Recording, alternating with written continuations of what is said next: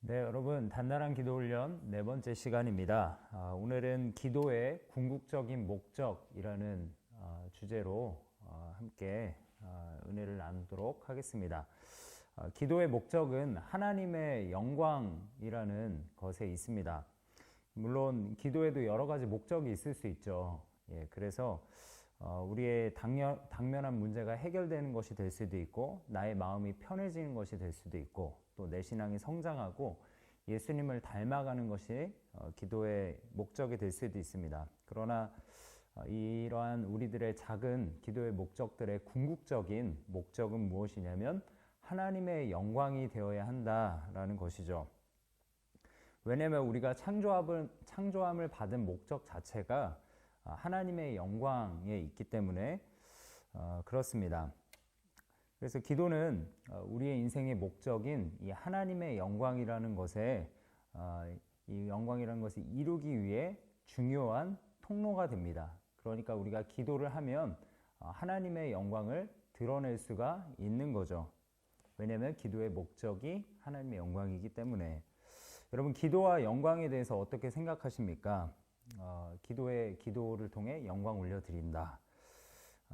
이렇게 생각하는 것 같아요. 보통은 내가 딱 응답을 받아서 자랑을 하고 또 찬양을 하나님께 올려드리고 또 많은 사람들에게 간증을 해서 영광을 올려드리는 그것을 우리는 기도와 영광을 연결시켜 보게 되는 경우가 많은 것 같은데, 그러나 반대로 하나님께서 기도에 응답하시지 않으실 때도, 우리가 원하는 방향대로 응답하시지 않고 거절하실 때도 그때도 하나님의 영광이 반드시 드러난다는 사실을 우리는 잊지 말아야 할 것입니다.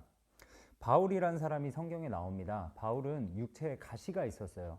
그래서 눈이 안질이 있었다, 아니면 뭐 여러 가지 몸이 아팠다라는 설이 있는데, 바울이 얼마나 기도의 사람이었습니까? 간절하게 3번이나 그렇게 기도를 했는데도 하나님이 들어주지 않으셨습니다. 그러나 하나님은 그 기도하는 과정을 통해서 이미 영광 받으셨고 또 그의 삶을 통해 하나님의 영광을 드러내셨기 때문에 기도를 거절해 주시는 것도 하나님의 영광이 드러나는 통로가 될 수 있다는 거죠.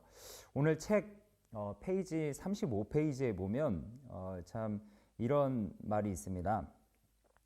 제가 읽어드릴게요. 모든 기도 요청이 필요한 모든 상황은 실제로 그의 영광을 직접 목격할 수 있는 기회이다 라는 말이 있습니다.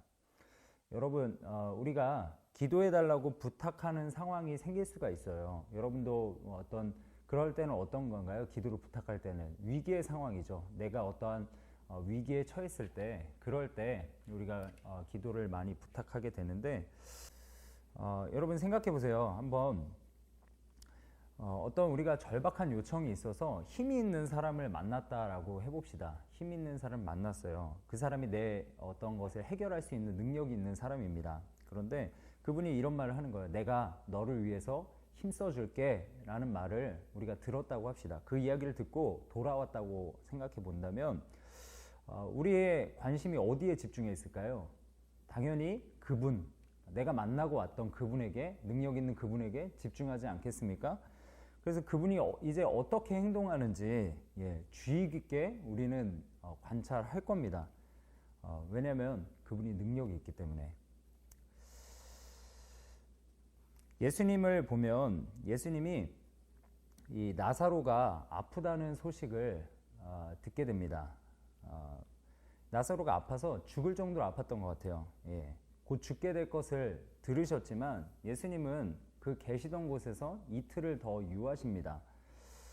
그래서 이 이틀을 더 유하시고 나니까 시간을 더 끄신 거죠. 그러다 보니까 나사로는 결국 죽게 되었고, 예수님이 그 장소에 가셨을 때 결국 원망을 듣게 돼요. 마르다라는 사람이 원망 섞인 말을 하게 됩니다. 이런 얘기를 합니다. 예수님이 이곳에 계셨으면 나사로가, 내 오라비가 죽지 않았을 것입니다 라고 말합니다. 근데 그때 예수님이 이런 말씀을 하세요. 요한복음 11장 46절에 나의 말에 내가 마르다 네가 믿었으면 하나님의 영광을 보리라 하지 아니하였느냐라고 말씀하십니다. 그리고 나서 나사로를 살리세요. 살리심으로 하나님의 영광을 드러내십니다. 우리가 여기서 알 수 있는 것은 하나님은 우리가 우리의 간절한 상황 가운데 하나님의 일하심에 집중하기를 원하시고 또 하나님의 영광을 우리가 보기 원하신다라는 사실입니다. 그래서 우리의 삶의 다양한 위기와 이 기회를 통해서 하나님 자신을 알려주기 원하시는 분이 하나님이세요. 그래서 우리가 집중해서 기도할 때가 있잖아요. 여러분의 삶에 여러 가지 문제가 생겼을 때 기도할 때 그 위기의 때지 않습니까? 그 위기의 때는 무슨 때냐면 하나님의 영광을 볼 수 있는 기회의 때입니다. 믿으시죠, 여러분들? 하나님의 영광은 뭘까요? 하나님의 속성이죠. 하나님의 전능하심, 하나님의 위엄, 하나님의 능력, 그것입니다. 하나님은 그분의 이름, 그것을 영광을 나타내실 겁니다. 이것들을 여러분들의 삶에 나타내기 원하신다는 거예요. 그래서 그 영광을 우리가 보게 하시고 또 우리로 하나님께 감사하게 하고 우리가 하나님을 더 절박하게 의지하고 더 붙잡고 하나님만 전적으로 쫓아 살기 원하시고 그 영광을 바라보며 또 마지막으로 어떻게 하기 원하십니까? 예배하는 삶을 살기를 원하시는 하나님이십니다. 여러분, 북한이나 이렇게 선교지 같은 데서 하나님의 영광을 더 많이 보게 되는 것 같아요. 왜 그런가요? 거기가 우리의 삶보다 더 위기가 많지 않을까. 그래서 위기를 통해서 하나님을 더 붙잡고 의지하는 사람들, 기도하는 사람들, 절박하게 기도하는 사람이 더 많지 않아서인가라는 생각을 해봅니다. 여러분, 여러분이 위기의 때라고 생각하십니까? 기도가 나오십니까?